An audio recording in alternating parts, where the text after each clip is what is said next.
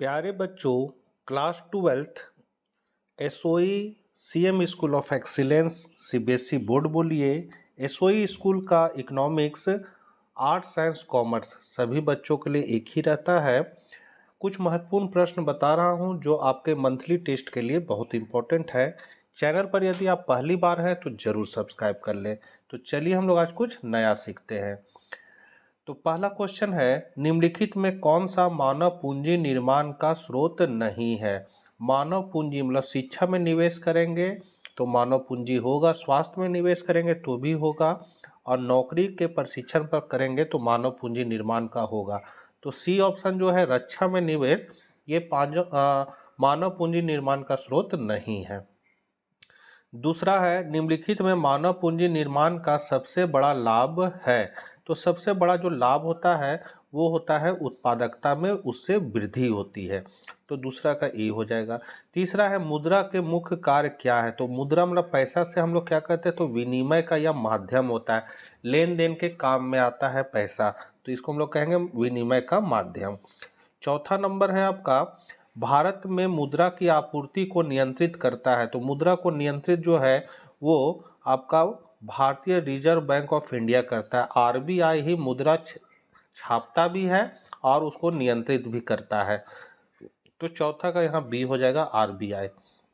पांचवा नंबर है, वाणिज्य बैंक किस आधार पर ऋण सृजन करते हैं। तो वाणिज्य बैंक जो है वो आपका प्राथमिक जमा के आधार पर ऋण का सृजन करते हैं। छठा का बी हो जाएगा।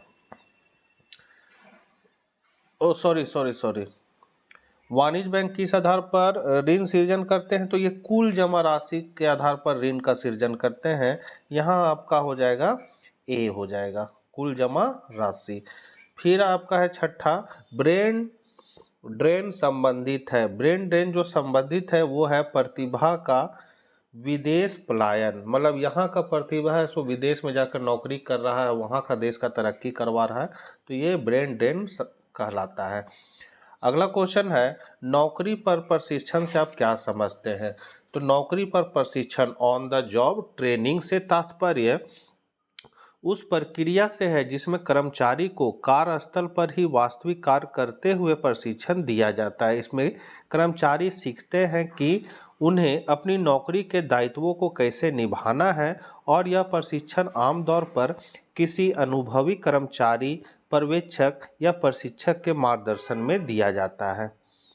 अगला है, मानव पूंजी निर्माण में शिक्षा की क्या भूमिका है। तो शिक्षा किसी भी देश की आर्थिक, सामाजिक और सांस्कृतिक प्रगति का आधार होती है, क्योंकि यह व्यक्ति की ज्ञान, कौशल, दक्षता और उत्पादकता को बढ़ाती है।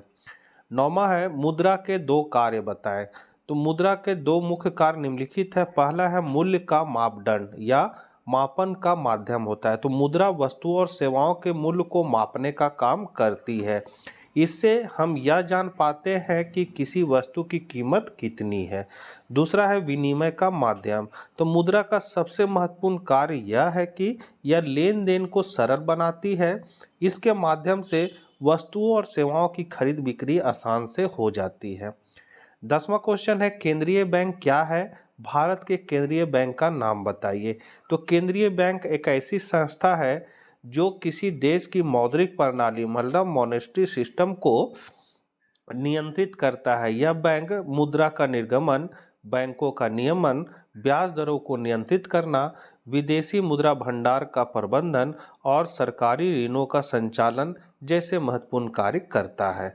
तो भारत के केंद्रीय बैंक का नाम है भारतीय रिजर्व बैंक ऑफ इंडिया। 11 है, मानव पूंजी निर्माण के मुख्य स्रोतों की व्याख्या कीजिए। तो मानव पूंजी निर्माण के मुख्य स्रोत की व्याख्या इस प्रकार है। मानव पूंजी निर्माण का अर्थ है कि व्यक्ति की शिक्षा, स्वास्थ्य, कौशल और क्षमताओं में निवेश करके उसे अधिक उत्पादक और कुशल बनाना। यह किसी देश की आर्थिक प्रगति के लिए अत्यंत आवश्यक है। इसके मुख्य स्रोत निम्नलिखित है। तो पहला है शिक्षा में निवेश। शिक्षा व्यक्ति के ज्ञान, समझ और सोचने की क्षमता को बढ़ाती है। एक शिक्षित व्यक्ति बेहतर निर्णय ले सकता है और अधिक कुशलता से कार्य कर सकता है। यह मानव पूंजी निर्माण का सबसे प्रमुख स्रोत है। दूसरा पॉइंट है स्वास्थ्य में निवेश। तो स्वस्थ व्यक्ति अधिक समय तक और बेहतर ढंग से कार्य कर सकता है। बीमारियां या बीमार व्यक्ति की कार्य क्षमता को कम कर देती, बीमारियां जो है वो व्यक्ति की कार्य क्षमता को कम कर देती है। इसलिए स्वास्थ्य सेवाओं में निवेश भी मानव पूंजी को मजबूत बनाता है। तीसरा है नौकरी पर प्रशिक्षण। व्यक्ति को कार्य के दौरान दिए गए प्रशिक्षण से वह नए कौशल सीखता है, जिससे उसकी कार्यक्षमता और उत्पादकता में वृद्धि होती है। चौथा है सूचना एवं प्रवास। तो नौकरी की जानकारी या बेहतर अवसरों की जानकारी मानव पूंजी निर्माण में सहायक होती है। साथ ही अच्छे अवसरों की तलाश में स्थान परिवर्तन अर्थात प्रवास करके व्यक्ति अपनी क्षमताओं का बेहतर उपयोग कर सकता है। पांचवा पॉइंट है स्वयं की पहल से कौशल विकास, सेल्फ इन्वेस्टमेंट इन स्किल्स। तो कई व्यक्ति स्वयं से कोर्स, तकनीकी शिक्षा या अन्य कौशल सीखते हैं, यह भी मानव पूंजी निर्माण का स्रोत है।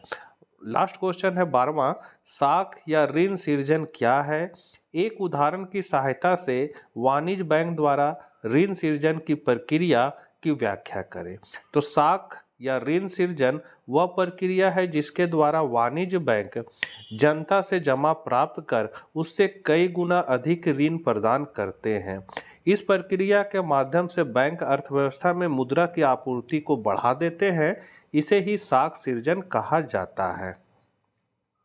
उदाहरण के लिए यदि कोई ग्राहक अपने बैंक ए में 10,000 रुपये जमा करता है तो यह बैंक ए का प्राथमिक जमा राशि है। दूसरा है बैंक अपने अनुभव से यह जानता है कि ग्राहक किसी समय पर अपनी जमाओं का एक अंश की ही मांग करते हैं, इसलिए वह अपने ग्राहक के खाते में 10,000 रुपये नकदी नहीं बनाए रखता है।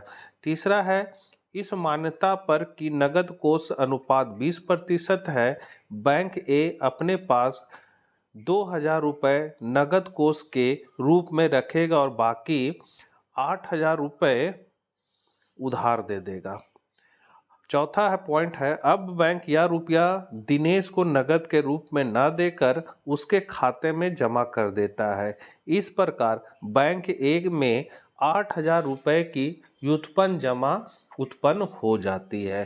पांचवा है अब दिनेश यदि किसी भुगतान के लिए चेक द्वारा यह रुपया सुरेश को दे देता है तो सुरेश इसे अपने बैंक 8 में जमा करा देता है। अतः बैंक 8 में 8,000 रुपये प्राथमिक जमा में से यहाँ पर सुरेश इसे अपने बैंक बी में जमा करा देता है। अतः बैंक बी में 8,000 रुपये प्राथमिक जमा में से उसका 20% मतलब 1,600 रुपये अपने पास नगद रूप में रखकर शेष 6,400 रुपये किसी अन्य व्यक्ति मतलब श्याम को उधार दे देगा, अर्थात श्याम के नाम उसके खाते में जमा कर देगा।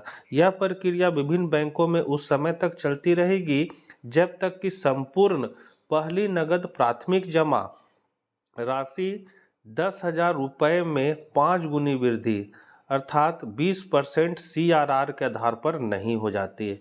मतलब इसका फॉर्मूला है गुणक का 1/CRR। ये गुणक का फॉर्मूला है जो 10,000 को 5 गुना बढ़ा देती है। तो बच्चों ये थे कुछ महत्वपूर्ण प्रश्न जो आपके लिए परीक्षा उपयोगी हो सकते हैं। मिलते हैं नेक्स्ट वीडियो साथ, तब तक आज्ञा दीजिए। जय हिंद, जय भारत।